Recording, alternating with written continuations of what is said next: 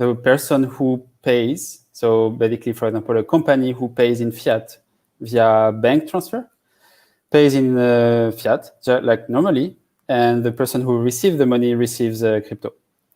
And this is like transparent for the payer. He does not know there is crypto behind it.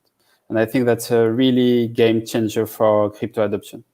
That is fantastic. We are actively working on it right now. It does not only depend on us, but we've got a few, like our team and our partners team working together. So in the next few months, that's something that is going to change a lot of things, hopefully.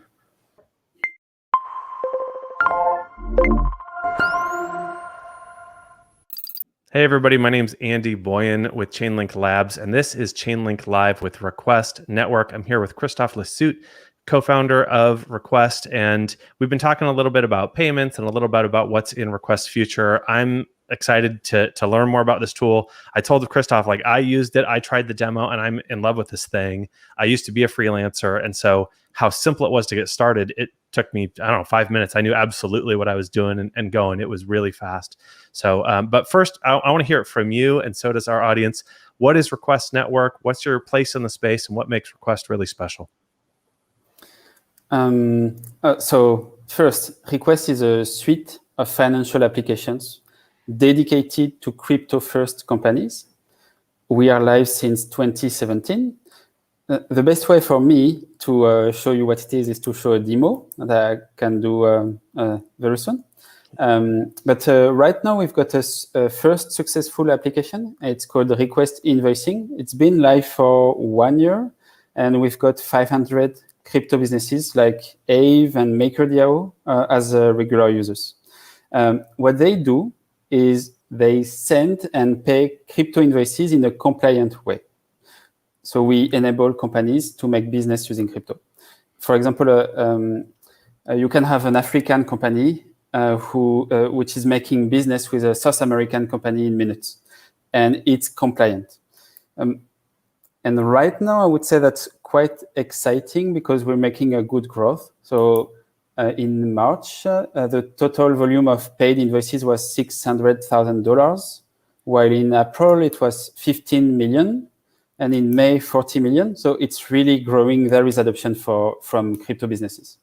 It's insanely exciting. And it's easy to send crypto peer-to-peer. That is relatively straightforward. Get somebody a wallet, that's the hardest part.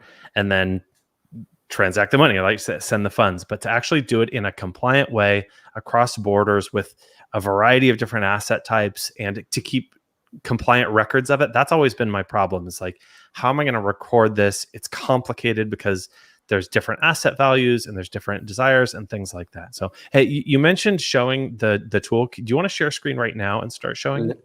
Let's do it right now. We are seeing the dashboard of someone who is an invoice issuer. So like you said, a freelancer or a small company. What we're going to do is we're going to do what's straightforward when we create and send an invoice to a client. And let's say the client is Request Foundation. Mm-hmm. So we're going to create an invoice. So here I logged in. Obviously, I signed up and I entered a few details. I create an invoice. Right now, it looks like a traditional invoicing software. My company is Danloge Test Corp. I've got a specific email and my reputation, and I choose to send it to a specific client. I can send an amount in, let's say I send an invoice in euro. And here, what's interesting is that I can decide how I receive funds, which funds I receive. I can receive DAI, USDC, USDT, but also other cryptocurrencies, but bank transfer works. I can allow the client to pay via Stripe, or choose any of the cryptocurrencies that is mentioned here, that are the cryptocurrencies that are used at the moment. For the ones who don't find their currency, we're going to add it, like it takes a few hours. What we do is we send, for example, we did crypto marketing. So we send an invoice of 3 times 15 euro from, let's say, a company which bookkeeping is in euro. and we send it. Basically, it's going to be a total of 45 euro. I can make it recurring. I can add a memo, and I can also attach files or add tags, just normal stuff. And right now, what's happening is I create and send the invoice. Here, what I can see is that it's sent to the email address of my client. And if I look at my invoice, the interesting part here is that the invoice is being created. Indeed, the invoice is being created on the blockchain, and now it's created. So now it's created, it's on the blockchain, and it's waiting for the money to be paid. The status of the invoice is awaiting payment. There's payment detection. And I'm going to look at the client dashboard now. So I go to another Chrome session, and I'm here on another account. I remove this. On this account, I can see that I just received an invoice here. I also received it by email, by the way. And I open the invoice. So I've got the same invoice, and I've got a few actions that I can do on the invoice. Among them, there's sharing or downloading, but I could also reject the invoice by saying, for example, that it's a test. I'm not going to do it.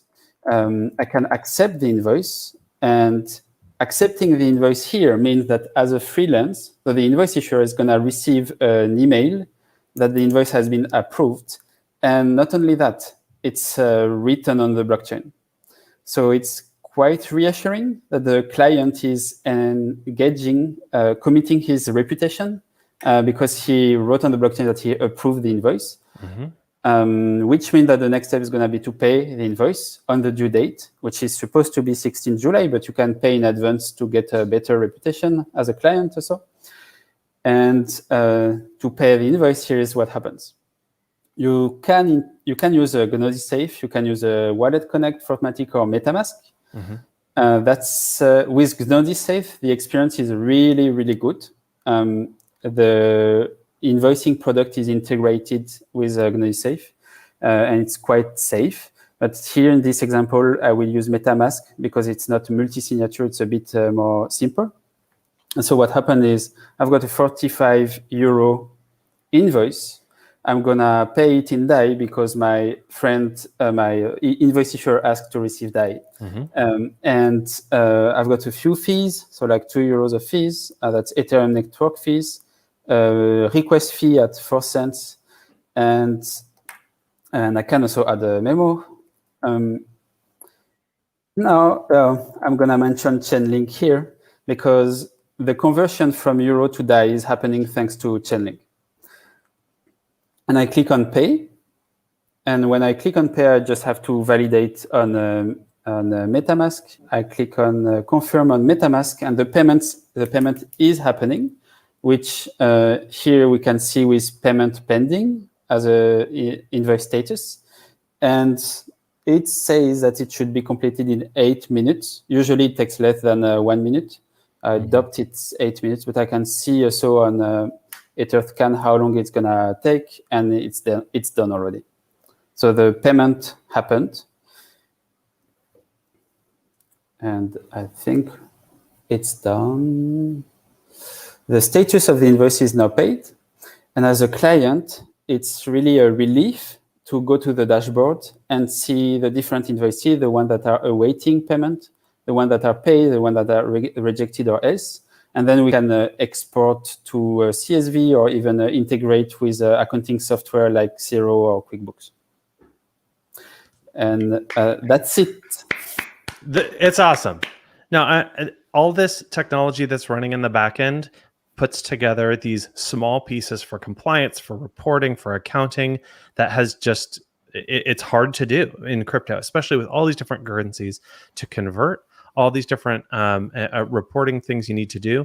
One of the most exciting things is, like, as a freelancer, I want to get crypto, but the price of Ethereum over the last year, it was $800 last year. It was $500 last year. Now it's $2,500. And so to go to a potential employer, somebody who's going to pay me and ask for funds in ETH, it's weird unless they're really deep in the crypto ecosystem and kind of get it.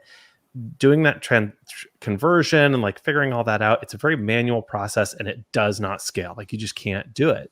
It's okay one-to-one person, like I said before, but it just doesn't make sense from a real enterprise use case, even for small businesses. So seeing that sort of stuff is really, really exciting to me to see how that works. And then, of course, the interface is really clean. It looks very nice. You guys did a lot of design work and research on that? I mean, the team working on it is very talented and really working hard. Probably working as we speak and not watching us. It's very well done, and it is in line with enterprise software I've seen before. That it's clearly very well done. So one of my questions is, and if other people have questions, I see a couple are coming in, so we will get to some of those. What are the challenges businesses have when it comes to accepting payments or making payments? Is it reporting? Is it compliance? Like, what are those chief concerns that you guys are really trying to address? There are two big challenges. I was a finance officer myself in a few different countries, including China and Switzerland. And the first challenge is compliance. The second challenge is bookkeeping. So you look at an invoice tool, okay, fine. You need to pay an invoice in crypto. Like, yes, of course, there is a UX challenge also. But how do you make it compliant and how do you integrate all this in your accounting software? So for companies to make business in crypto in a compliant manner, that's something that hardly happened last year. And finance persons who I'm in touch with were struggling a lot with crypto. Now it's getting much better. MakerDAO, for example, they pay their ecosystem in DAI. And now with Request Invoicing and the integration that we have, they can pay 50 invoices in one click. So it's safe, compliant, easy. And the second challenge that is crypto bookkeeping. Basically, it's like a struggle because we're like, how am I gonna do this? Like, there's no DAI or AVE or MKR token in the bookkeeping software, and we're automating entries in accounting software. It was really a struggle with those unusual currencies, including just Bitcoin, and it's now automated. We've got more progress to do, but it's automated, so the potential is really to fluidify all this bookkeeping struggle for CFOs, mostly CFOs of crypto companies. Phil, I love this philosophically as well. It's letting people get paid in their choice of currency, right? There's some autonomy there and some freedom, while letting industries and enterprises be compliant within whatever governmental needs that they have. I'm a big fan. Go ahead. Yeah, there's a feature I did not show because I cannot show everything. But when you request a payment in USDC, for example, the client in some circumstances can pay in USDT or DAI. So there's also cross-currency happening. So in this case, there's a lot of freedom and flexibility. The payer pays in the currency of his choice, and the payee receives the currency of his choice. And the invoice is denominated in the currency of the bookkeeping of the invoice issuer. So that's really fluidifying and simplifying the processes. As a former freelancer, that's the stuff I don't want to think about. I want to do my work. And so I love it. I also saw in there, one of the options to get paid was a DAI. So you can get paid in interest-bearing DAI. It's already like staked. That's awesome. That's a really, like, that's one of these DeFi use cases that came up last year that people talked about. You can just get paid in stuff that's already earning. And that's mind-blowing in terms of the potential for that sort of stuff. Totally. Yeah. I'm very enthusiastic about this one too. Yeah, it's a good one. We've got a few questions, so let's get to it because I love these listener questions, viewer questions. Again, everyone, I'm talking to Christophe Lassuyt of Request Network. This is Chainlink Live, and I got a bunch of really great questions. First, from Blicious, could you use Request Invoicing as a freelance consultant, not working within blockchain? Can you go fiat to fiat as well and use it as a traditional, like a typical invoice, or is the blockchain a core component of that for now? Yes, you can, but blockchain is a core component, and it's free. They can use it. Right now, it represents 1% of the total usage. So yes, you can. And you can even decide to do it because you believe you're going to transition to crypto later. I would say if you think you're going to stay in the fiat game for a very long time, then don't use it. If you believe you're going to transition one day, yes, that's a very good thing to do. We don't detect payments yet. So basically, you would send an invoice in euro or in US dollar. You want to be paid in US dollar. There is a bank transfer. You receive the bank transfer. Once it's paid by the payer, he declares the payment. And once you receive it, you declare that you received the payment. Then it's marked as paid. So there's the same things with payment status, but there is not automated payment detection. Can you talk for a minute on that about the Stripe integration? You did show Stripe. Is that for businesses that have a Stripe integration already? Because Stripe is one of the most widely adopted payment systems in the world now. Yeah. Right now, you can send an invoice and let your clients pay using Stripe. So your clients can pay with credit cards. So That's send an invoice to you, pay me $100, and you can use Stripe to pay me, and then there's a conversion, and I get it in the currency of my choice. Not right now, but yes, in the future. That's good. Okay, cool. Right now, you would receive the currency of the payment. So it's Stripe is there for fiat to fiat. And then we're going to work on fiat to crypto with Stripe. And that's going to hopefully happen this year. Okay, well that's very exciting. Okay, cool. Good. No, it's good to get these things clear as well. I got another great question about fees because you're on Ethereum. Is it expensive to pay on Ethereum? The invoice example you had to pay $10 for the transaction. That's a pretty typical right now Ethereum transaction fee. What are the fees people are dealing with when they're making these payments? Like that's a consideration you have to take into account. Definitely. So. Based on the blockchain data that I looked at, the fees that are paid by payment, whether batched or for a single invoice, were between $2 and $200. When the fees were $200 for like a $10,000 invoice, this did not stop clients, which means they still see value in it. But yes, that's definitely a challenge, and we are solving it. We are solving it because we are integrating Polygon, because we are working on the Binance Smart Chain, and we're also working on other chains such as Fuse and a few different ones. Cool. So there are layer 2 solutions coming. Christophe asks a great question. I mean, fees are on everyone's mind as they should be. Over the past year, we also saw a massive spike in fees. They're back down at the moment, but with use, that's one of the things Ethereum is dealing with, and many of these other chains as well dealing with fees. I got one more question here. Can other apps be built using Request for cross crypto and fiat to crypto functionality to gain behind the scenes fluidity? So can we use that? Can that be used as a backend, or do people just use it as a standalone invoicing solution? This will be possible. But again, I'm trying not to oversell. The fiat to crypto. So right now you can denominate an invoice in fiat and pay it in crypto. There is no fiat to crypto transformation happening.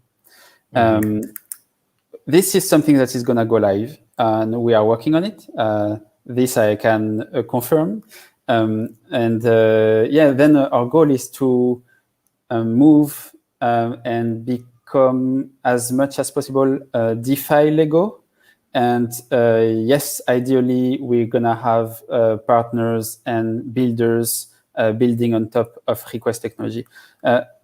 In behind this invoicing app that looks very good, there is a payment request technology that is unique and that is open source, and that is right now on layer 2 and Ethereum. Yeah, I mean that's the request technology. And those smart contracts, those are the core of it. So denominating in a fiat, not transferring to fiat. Yeah, we'll put a pin in that and we'll see what happens in the future. No promises. We don't demand promises from CEOs or developers on this show. But denominating, I still think, is this incredibly important step where we can begin speaking the language of fiat and denominating in things that people are familiar with. Speaking in Satoshis or Gwei is complicated and people just don't really get it. I don't really get it all the time. And I've been in the space for a long time as well.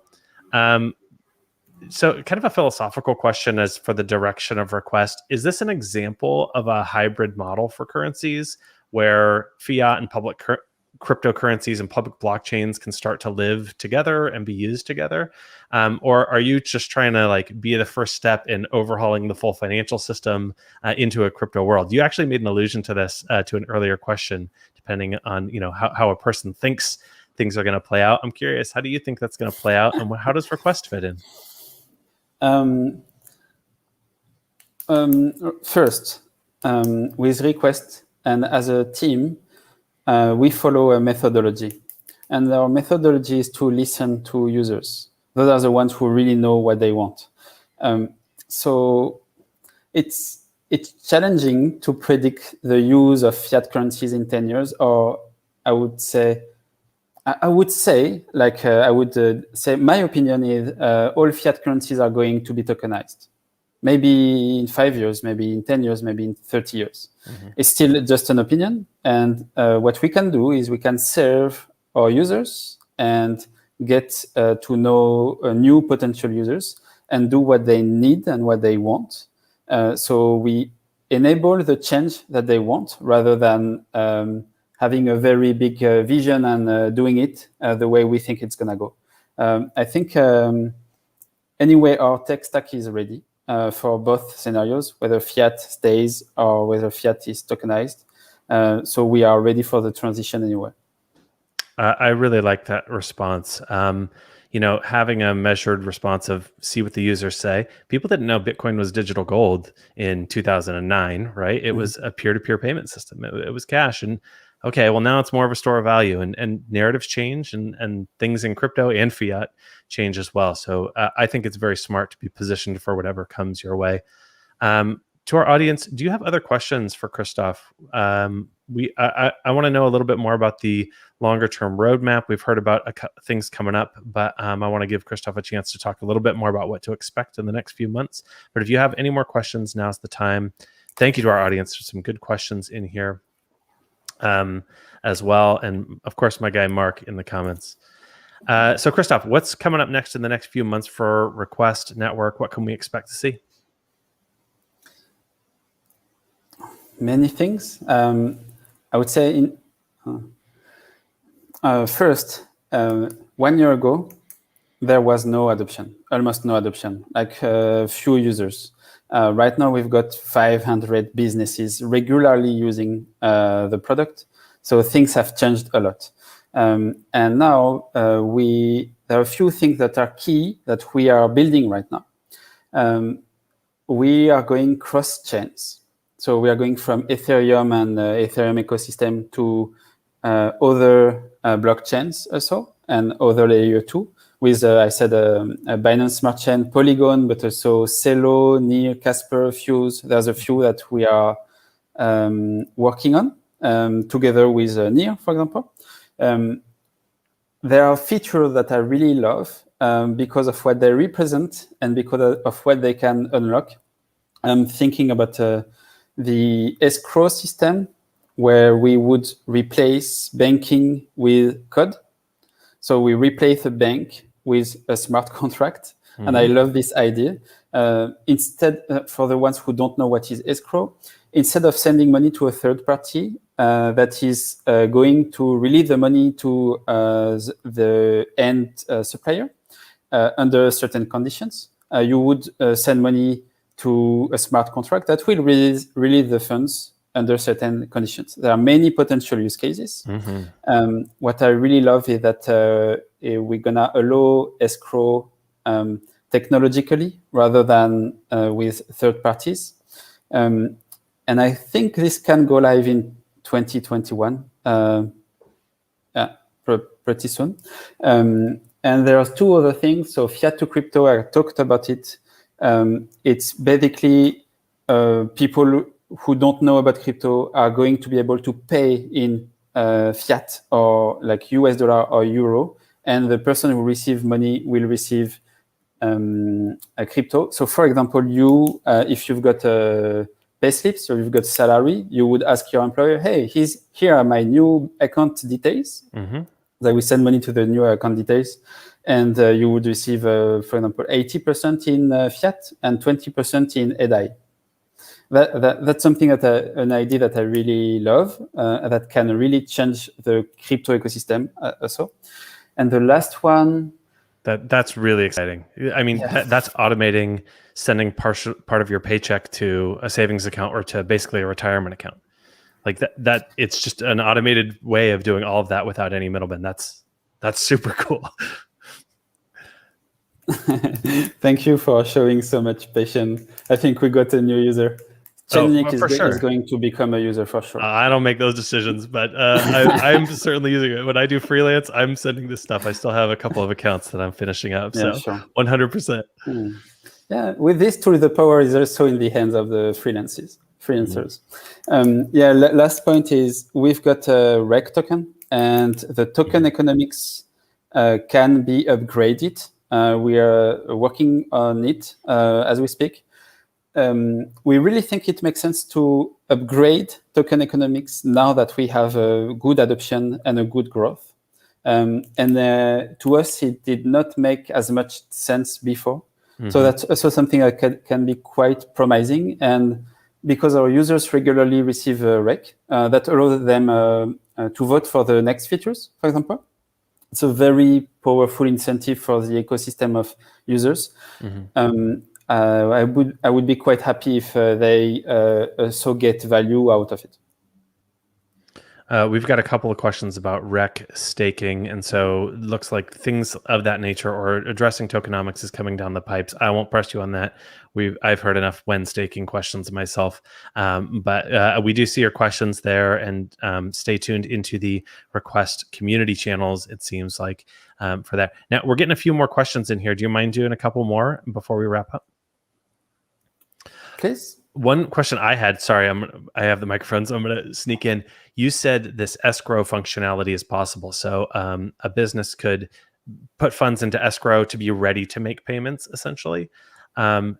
If those are on a smart contract, could those then be used in DeFi, like deposited in yield-bearing accounts for smaller periods of time as well?